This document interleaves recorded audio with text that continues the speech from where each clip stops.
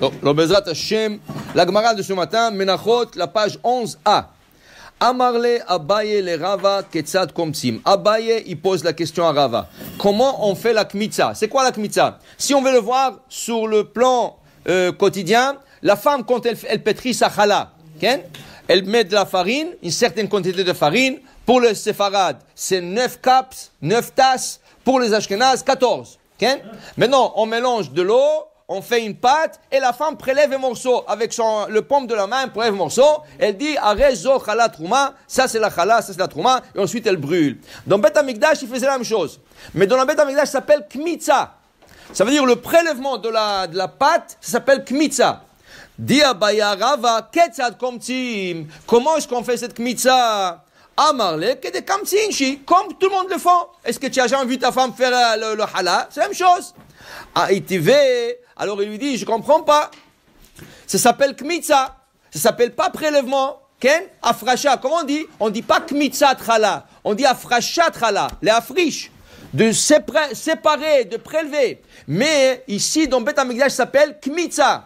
Dans ce cas, kmitza, ça se réfère à un doigt parmi les 5 doigts. Nous avons l'auriculaire, qui est zeret, l'annuaire, ken, qui est etzba, ken. Après, kmitza, kmitza. Après, tu as le majeur, ken, qui est amma.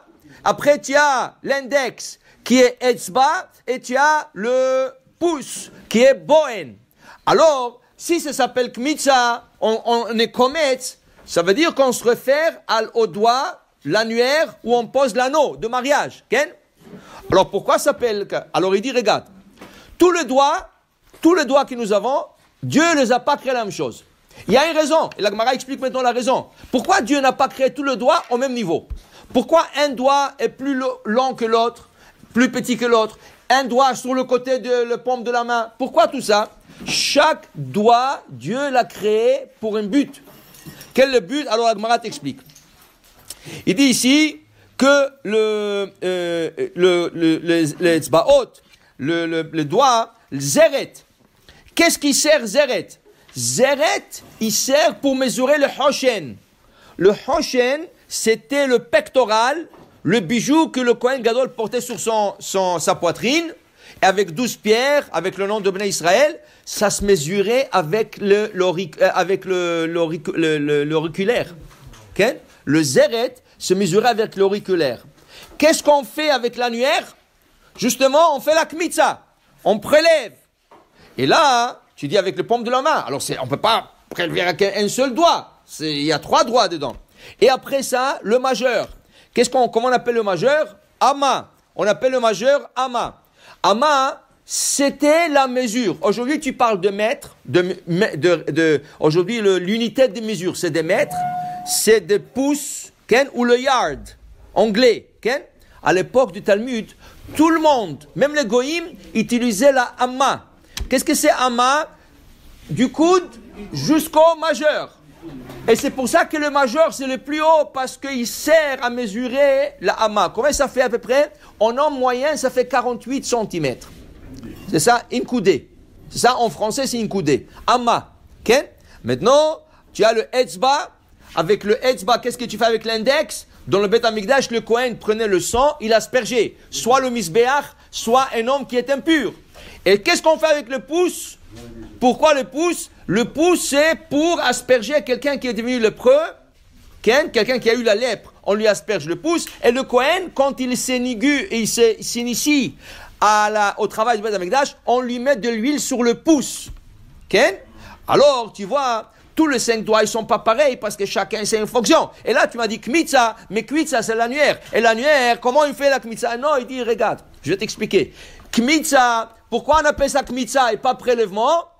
Parce que l'annuaire, il te dit la limite de la pâte. Qui veut dire, quand tu mets la main dans la pâte, tu prends en paume de la main, tu fermes bien les 3 doigts, l'annuaire, le majeur et l'index, tu fermes bien sur le paume de la main, qu'est-ce qui va arriver? Il y aura de la pâte qui va dépasser le paume de la main de 2 côtés. Alors maintenant, qu'est-ce qu'il faut que le Kohen fasse? La kmitza, c'est la limite. Kmitza, c'est la limite. Alors qu'est-ce qu'il faut qu'il fasse? Avec son annuaire, Okay? Et avec son auriculaire, il faut qu'il égalise. Il enlève l'excès de la pâte du côté droit. Et avec son pouce, il faut qu'il enlève l'excès l'excès de pâte de l'autre côté. Okay? Dit la Gemara, Vezohi avoda kashash b'amikdash. Ça, c'est le travail le plus dur de Beth Amikdash. Vous savez que le Kohanim, il allait dans une école spéciale à l'âge de 25 ans pour étudier toutes les lois de Kohanim. Le Kohen, il a la responsabilité de savoir tout le type d'animaux. Qu'est-ce que c'est une chèvre? Qu'est-ce que c'est un mouton? Qu'est-ce que c'est une femelle? Et qu'est-ce que c'est un mâle? Quand est-ce qu'on sacrifie une femelle comme sacrifice? Quand est-ce qu'on sacrifie un mâle? De quel niveau on sacrifie? En bas du fil rouge qui était sur l'autel ou en haut du fil rouge? Et en plus de ça, il apprenait beaucoup de choses. La kmitza, c'est la plus dure. Pourquoi c'est la plus dure? La pâte, c'est élastique.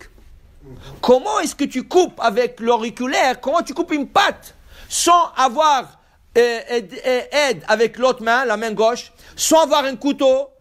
Essaye de couper la pâte avec rien que le doigt, les deux côtés. C'est très très dur. Et il faut qu'il se bat avec la pâte pour bien la couper. Il passe un stage, pareil pour ça. Mais ça, c'est le travail le plus dur, Beth Amikdash. Okay? Comment égaliser la pâte? Et c'est pour ça qu'on l'appelle pas. On n'appelle pas un prélèvement, afracha. On ne l'appelle pas afracha. On l'appelle kmitza, et l'annuaire qui est kmitza, qui s'appelle kmitza, c'est la limite de la pâte. Il ne peut pas dépasser plus que ça. Amen ve amen.